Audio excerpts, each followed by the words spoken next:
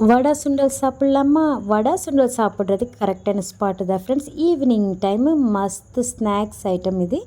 நம்ம காஞ்சிபுரம் அப்டேட்ஸ்க்காக நம்ம Chennai vlogs காஞ்சிபுரம்னு follow பண்ணிக்கோங்க. செங்கல் நீரோட ஸ்ட்ரீட் எஸ்ஆர்பி ஹைதராபாத் பிரியாணிக்கு ஆப்போசிட்டில் தான் இருக்குது ஃப்ரெண்ட்ஸ். சுட சுட சுண்டல் கிரேவி.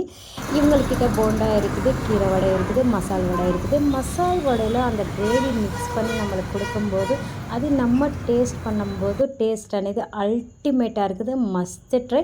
நீங்களும் கண்டிப்பாக ட்ரை பண்ணுங்கள். நாங்கள் இதை 2 பார்சல் கூட வாங்கிட்டோம். நல்லா இருக்குது ஃப்ரெண்ட்ஸ்.